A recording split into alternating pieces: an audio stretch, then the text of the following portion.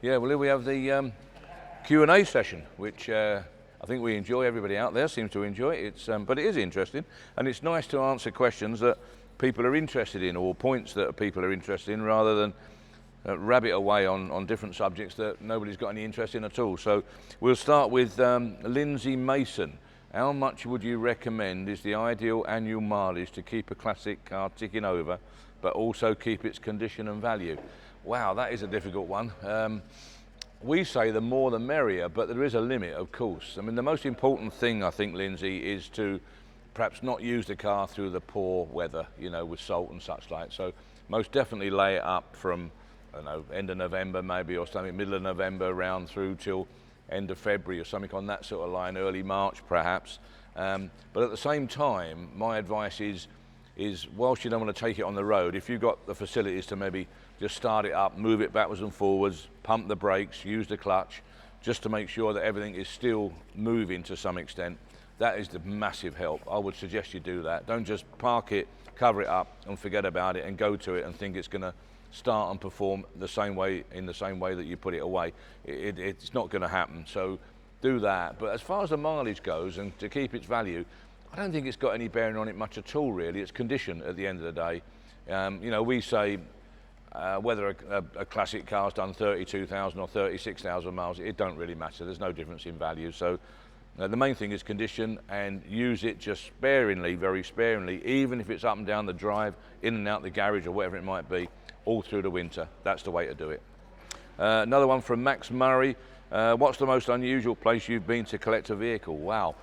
Well, I think the most unusual place that we've been, not me particularly, but David, I remember years and years ago, went and got one from basically a cliff face down south west country somewhere, I'm not too sure, on the coast of course, and I did see a picture or two at the time, and it was really almost impossible to get this car out of where it got itself in. You know, there's one thing driving a car, you know, down a hill, round a bend, into a sort of a cave, if you like, on its own steam. It's another thing getting it all out, with something having to pull it out and then get it on the wagon and such like. So I would think he was faced with the most difficult vehicle that I can imagine. But we've had some very awkward ones. I mean, the Mini Cooper S is a prime example. Not that it was an unusual place, but it was an unusual place to find a Mini Cooper S, and Paul and Charlie went and loaded it. But there are so many, there really is so many. When you get to some places and they haven't told you quite where the vehicle is, and it's across a field somewhere and down a dip and all the rest of it, and they're the ones that sort of stick in your mind. Or in general, Scotland. Scotland's the place, because every time I go to Scotland I get soaking wet through. It's just one of them places that I've only ever been up there with the sun shining twice, and it's just, I can pick the day, the one day in the month that we have monsoon weather, and that's the day I go. So some of the places I've been up there, definitely. But it's very hard to generalise. There's an awful lot very similar. Paul Riley, what's more important in a car, how it looks or its personality, how it drives? It's a difficult one, that, really, because you want a bit of both, don't you? You want a nice, quiet, smart, immaculate car, but you want it to drive right. And in my experience, originality is the key. Original cars drive right, perform right, feel right, smell right. So originality, really, I think, and you know, you've called it personality, and you're quite right. They have got their own sort of their own personality, if you like. So originality firstly, condition secondly.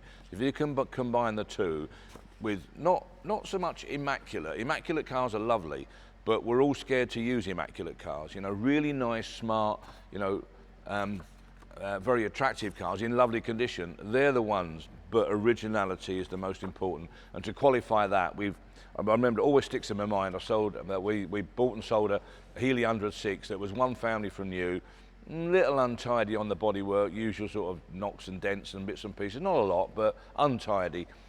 Never been touched, never ever been stripped apart, totally 100% genuine. And that vehicle just drove as it left the factory, fantastic. Then the following week we had a lovely, beautiful nut and bolt rebuilt Healy 3000, same model basically, that had been, as I say, nut and bolted, absolutely Concours winning car, and it drove awful. you know, rattly and bangy and just not nice, loose and all the rest of it. It shouldn't have done, I know, but that's the trouble with cosmetic restorations. You know, you cannot beat a car as it left the factory.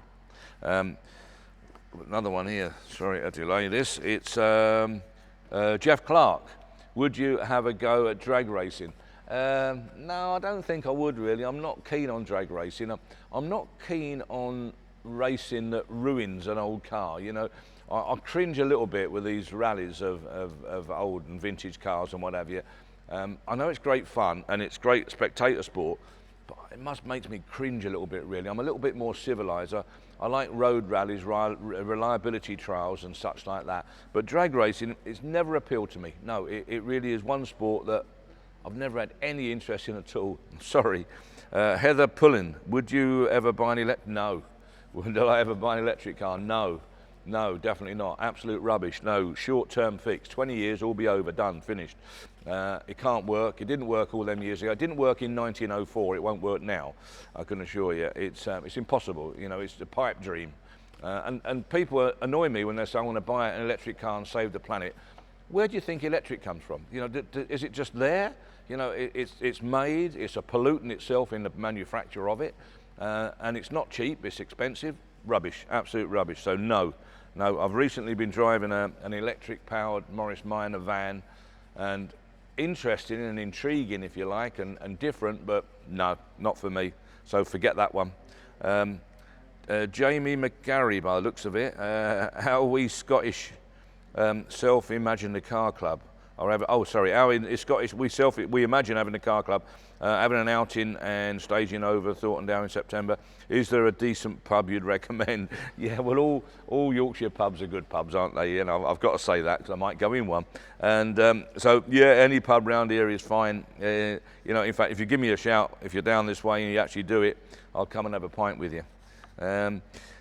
James Connors, how do you find working with family? Difficult. Really difficult. It's always difficult. I don't know of any family company that doesn't have difficulties with their people.